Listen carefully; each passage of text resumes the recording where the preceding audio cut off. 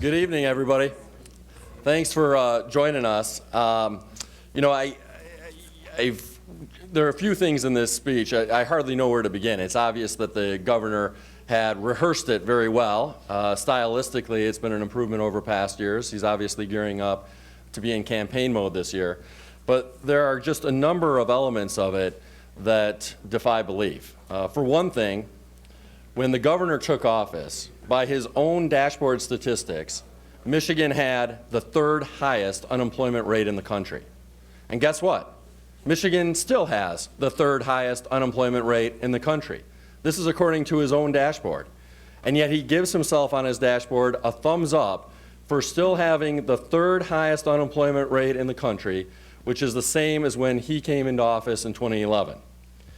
But the attempt to spin and to confuse by the governor didn't stop there. He also has claimed that the state has put $660 per pupil into education, which is simply untrue. Yes, the state, the legislative Republicans, and the governor did put a lot of money into school employee retirement funds, but that alone does nothing to solve our educational problems in this state. We need money in the classroom, where it improves the quality of student education, where it lowers class sizes, where it helps schools afford adequate school supplies and technology. And instead of that, because they've slashed so much money from per pupil funding and so much money from our local schools, we've seen class sizes drastically go up.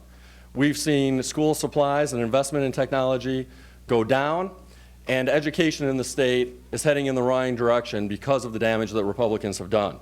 Just a few other quick notes on his speech as well, and then I'll hand it over to the Senate Democratic leader. He talked a lot about simplifying the licenses for hunting and fishing.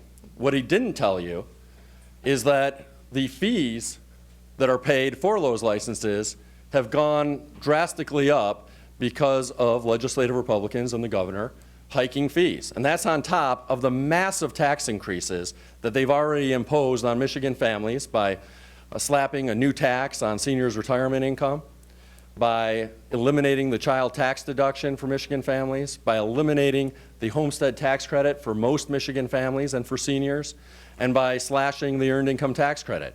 And yet again, they put another fee in the form of increased hunting and licensing fees on everyday people, all to pay for massive corporate tax cuts. That's wrong. It's the wrong direction for our state. And Democrats continue to say we need tax relief for ordinary people. Yet the Republicans have failed to deliver. In terms of veterans, he accurately pointed out that several years ago, we were 50th in the state when it came to providing proper services for veterans. Guess what? We're still dead last. In fact, we're not only last among the states, we're behind the District of Columbia and Puerto Rico, too. So he has done nothing substantive to improve services for veterans in the state. Finally, he has said a lot about expanding the Meals for Wheels program. That's certainly something that we agree with, but we wouldn't need to expand the Meals on Wheels program if he wouldn't have imposed these massive tax increases on seniors and made it increasingly hard for seniors to make ends meet. I also want to point out that Democrats believe that Michigan workers need a raise in the form of a higher minimum wage. That's something that's very important to strengthening the middle class and to reward people who work hard every day, something that the governor claims that he wants. Yet the governor and legislative Republicans have consistently failed to act on Democratic bills that would increase the minimum wage. And at the same time, the governor decided that he was going to give 3 Department of Treasury officials 80 to 90% raises so that they now make well over $300,000 a year.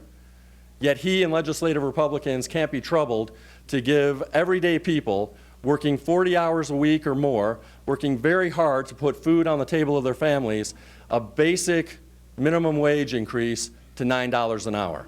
That's unconscionable, and we're going to continue to fight day in and day out to make sure that we're helping everyday people in this state make a decent wage, that we're fighting day in and day out to give them basic tax relief and restore some basic tax fairness, and that we're fighting day in and day out to invest more in our schools and more in our classrooms, which is the key to the future economic growth of our state in the long term. Thank you. Senator? Well, thank you. And I guess I would just add a few observations. You know, this is my 14th state of the state in an era of term limits. That's kind of a remarkable thing. I've served with 3 governors, and I'll tell you, every time I've seen this governor give a speech, what he says sounds good, and then what he does is the exact opposite. I have no reason to believe that what the governor has laid out tonight are things that he is going to accomplish or even wants to accomplish, because sometimes he's handed his agenda by special interests or the right-wing legislators that are a part of the party he's had such a hard time leading this last few years. Now, I am astounded when the governor claims, and they all pat themselves on the back for the surplus that we have here in Michigan and call it good government, when we all know that that surplus came as a direct result of stealing money from the school aid fund, from taxing pensioners, from taking money away from the earned income tax credit. He claims the feds should have a balanced budget, which is just pandering. Any CPA worth their salt knows that. But claims that the federal government should have a balanced budget because we do. He doesn't have a balanced budget. He's got complete control of the legislature. They get it done on time, but it's not balanced. There's a $70 million hole because he couldn't get 2 senators to vote yes for Medicaid expansion immediate effect. There's a $170 million hole because he couldn't get the health claims tax passed through his legislature.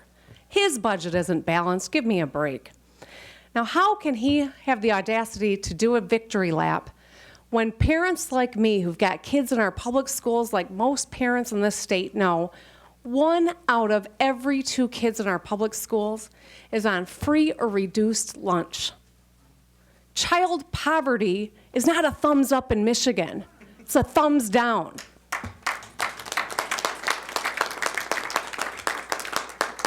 So it begs the question, is he just dangerously disconnected? Or does he just have a callous regard for what's going on with the rest of us?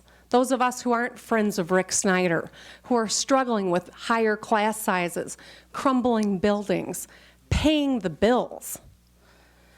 He talks about immigration, and that is something that I think everyone here thinks Michigan should be a state where we welcome people. But every time he signs an intolerant law taking away benefits for same-sex couples, that sends a message to the world Michigan's not the place to come to. He's undermining his own rhetoric when he signs those bills, and he signs them routinely. And I think most people in Michigan are scratching their heads a little bit saying, why do we need to import degree holders? He talks about economic gardening here. What about educational gardening and in giving our kids the degrees so they can do the jobs he's claiming to try to lure into Michigan? That's the investment that we need to make. If you want to talk about jobs, you want to talk about the economy, the best investment that we can make, and we all know it and every economist knows it, is to invest in education for our people. Now, 3 years ago, I heard the governor say jobs is job one. That rhetoric has been followed by corporate tax breaks, cuts in benefits for workers. He's cut education. They pushed through right to work, taking away our ability to bargain. When he took office, we were the 5th in the country, 5th worst for unemployment rates, and now we're 2nd in the country. That's a thumbs down, Governor Snyder. And they can't, by their own admission, point to any job growth as a result of all these policies they've pushed through. They even paper over their own record and got caught fudging the numbers. A recent analysis shows that at this pace, we are going to be 49th in the nation in 10 years. The fastest growing industry in Michigan is fast food.